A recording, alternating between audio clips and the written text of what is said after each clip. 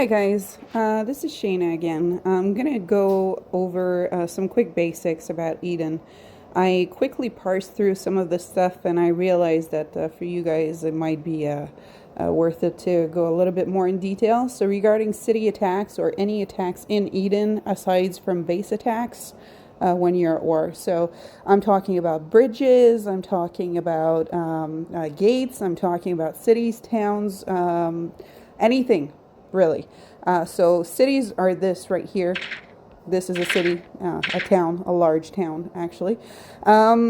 Basically, when you're going to start an attack, which is going to be planned, you're going to have it in your chords. And I know I've said this before, so see how we have chords here.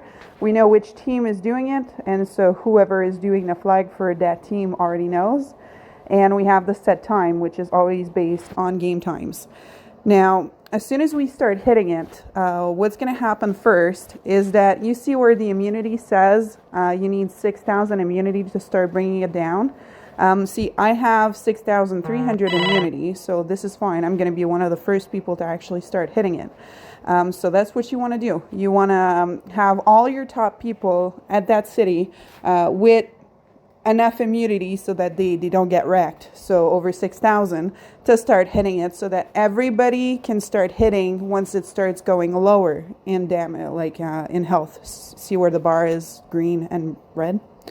So basically it's going to go down. It's going to go down to 4,800 and then 3,000. And once it's at 3,000, everybody can hit, generally speaking.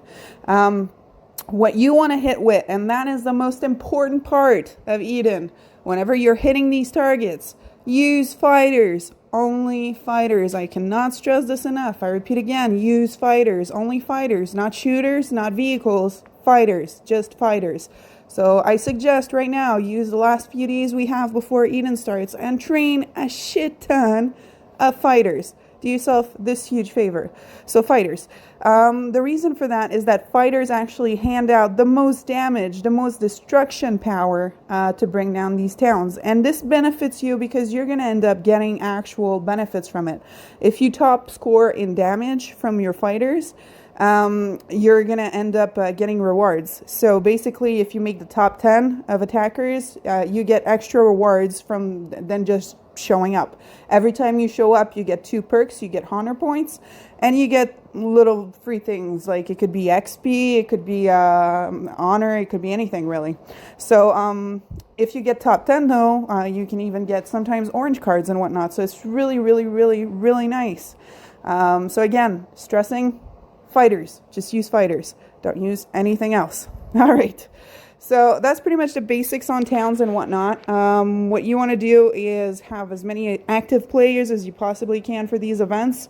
Eventually, as we get more and more throughout Eden, you're going to have split teams going to different events at the same time, and that's normal because you want to capitalize and make as many points as humanly possible. So let's go here in the faction info. Again, I'm showing you ours, 490, and if you look at BTC, already at 770.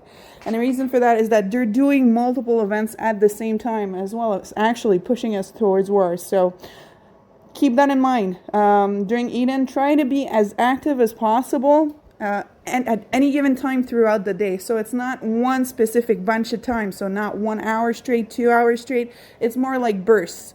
Bursts of 5 minutes, 10 minutes, 15 minutes at tops to do a city, move on, do another port, a teleport pad, and then eventually get back down to it maybe an hour, 2 hours, or 3 hours from that point to hit another town for another 5 or 10 minutes. And then in between that, you also have to tile. In between that, you also have wars and whatnot. And you'll see, there's a lot to keep you busy. But that's pretty much the sum of it. If you have any questions, I'm here. Just reach out. See ya.